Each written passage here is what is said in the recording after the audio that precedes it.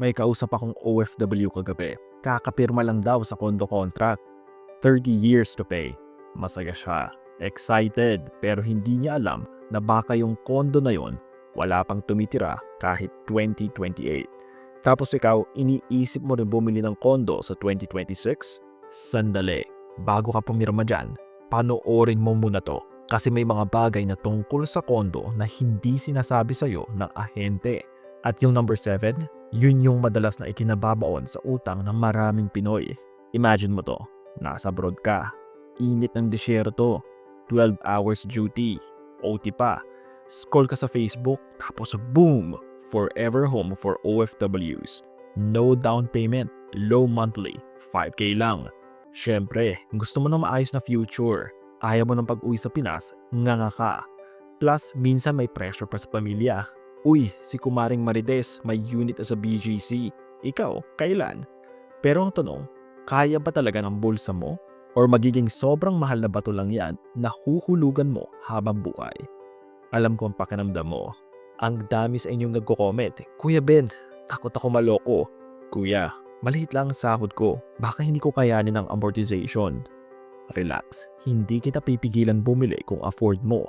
Pero trabaho ko bilang kuya mo sa pera na ipakita sa iyo ang totoo. Lalo na dito sa condo market sa 2026. Number 1, the ghost town. Oversupply.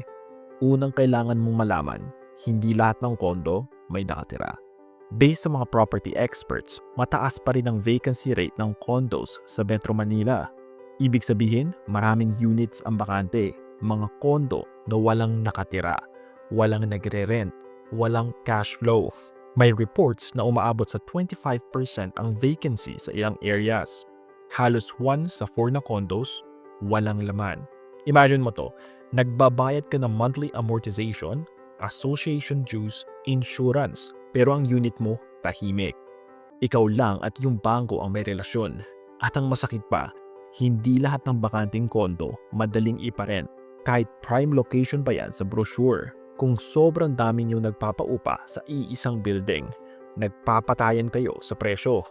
So kung yung kondo mo mas madalas pang bisitahin ng ipis kaysa tenant, dilugi ka.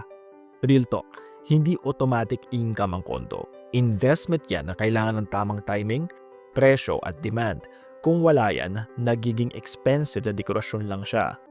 Number 2, the negative cash flow. Abono king. Pangalawa, huwag kang magpaloko sa salitang passive income kung mas malaki ang lumalabas kaysa pumapasok.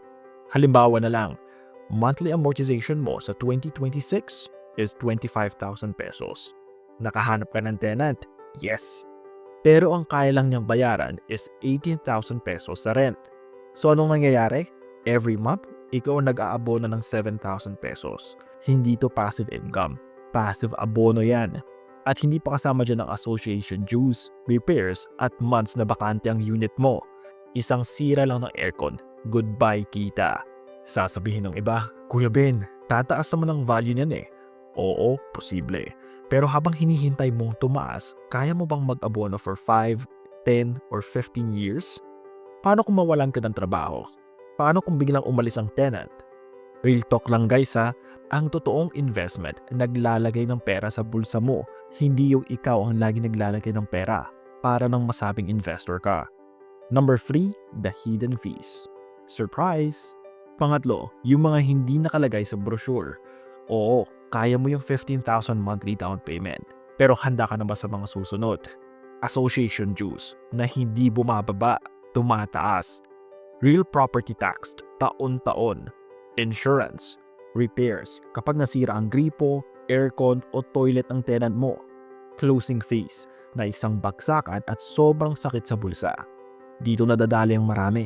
Yung akala mong kaya ko naman ng monthly. Biglang nagiging, saan ako kukuha ng pambayad nito? Kung ang budget mo ay sagad na sagad sa amortization pa lang, wala ka pang pambuffer sa biglaang gastos. Nako, delikado yan. Ang investment na walang allowance sa extra costs, hindi investment yan, sugal yan. At kung may natutunan ka so far, i-like mo muna tong video para ma-warn din natin yung ibang nagpabalak pumirma ng hindi pa handa. Number 4, the pre-selling wait. Time risk. Pang-apat, the turnover delay. Sa flyer, ang gandang pakinggan. Turnover 2026. Pero reality check muna. Sa construction, normal ang delay. Ang 2026 pwedeng maging 2027 o 2028. At habang delayed yan, eto ang masakit. Wala kang matitirhan, wala kang mapaparentahan, pero yung down payment mo nasa kanila na. So anong ginagawa ng pera mo? Nakatulog habang ikaw nagbabayad at naghihintay. Mas delikado to kung ang plano mo ay lilipat ka agad next year. Ipaparent agad para may pambayad sa amortization. Kasi pag na-delay, nabubutas ang plano mo. Kung kailangan mo ng unit soon, siguraduhin mong RFO or ready for occupancy na. At kung pre-selling pa lang, dapat handa kang maghintay emotionally at financially. Hindi masama ang maghintay, pero masakit ang maghintay na walang backup plan. Number 5, the liquidity trap. Hirap ibenta. Pang-5 at isa sa pinaka-importante, liquidity. Aminin natin, madaling bumili ng kondo. Sobrang dali. Pirma lang, swipe, approve, tapos. Pero subukan mong ibenta yan kapag nagipit ka. Good luck. Sa dami ng supply ngayon, hindi ka lang nagbebenta. Nakikipag-unahan ka sa libu-libong ibang sellers. At para lang may kumagat, madalas kailangan mong baratin ang presyo. Minsan, mas mababa pa sa binili mo. Dito nagkakamali ang marami. Akala nila, asset to. Madali lang ibenta pag kailangan. Hindi ganun ang real estate. Hindi to parang MP2 o digital back na isang click lang, may cash ka na ulit. Kung wala kang emergency fund at lahat ng ipon mo nakakandado sa kondo, isang problema lang, pwedeng maipit ang buong buhay mo.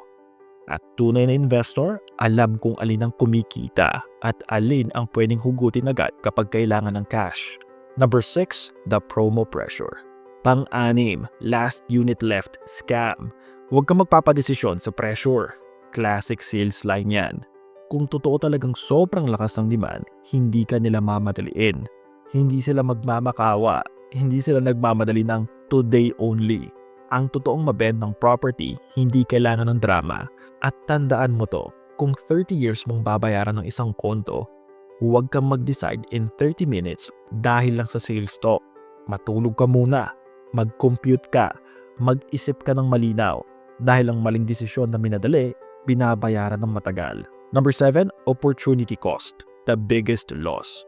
Ito ang number 7 at ito ang pinakamasakit, opportunity cost. Yung 5 million pesos na itatali mo sa isang kondo na baka 4% lang ang net nakita sa renta, tanong ko sa'yo my friend, ano kaya kung hindi mo yan tinali? Paano kung nilagay mo na lang sa Pag-ibig MP2 o sa negosyo o sa skills mo na pwedeng magpataas ng income mo for life? Baka mas malaki pa ang kinita mo, wala ka pang tenant, walang tawag sa madaling araw, walang repair drama. Ito ang hindi sinasabi ng brochure. Minsan, ang kondo hindi asset. Minsan, posas siya. Posas na pumipigil sa'yo na kunin ang mas magagandang opportunity dahil lahat ng pera mo nakakandado na. Ang tunay na yaman, hindi lang kung saan mo nilalagay ang pera mo, kundi kung alin ang iniiwasan mong pasukin para hindi ka matali. So bibili ka ba ng kondo sa 2026? Ang sagot, depende. Kung may extra ka at gusto mong talaga ng luxury, go lang. Pero kung ito ang unang investment mo at sagad ang budget mo, pag-isipan mo muna ng 10 beses. Ang tunay na yaman hindi lang pader at kisame. Ito yung kalmadong isip at matatag na ipon. Ngayon, kung gusto mong matuto tungkol sa real estate investing mula sa kondo versus bahay, rental math, hanggang sa mga pagkakamaling dapat iwasan, ginawan namin yun ng isang playlist. Makikita mo dito sa screen ang playlist na Real Estate Investing. Dito namin bini-breakdown step by step kung kailan sulit pumasok sa real estate at kung kailan mas okay munang umiwas. Hindi hype, hindi sales talk. Real numbers, real scenarios. I-click mo lang yan kung gusto mong magdesisyon ng mas malinaw bago ka pumirma sa kahit anong kontrata.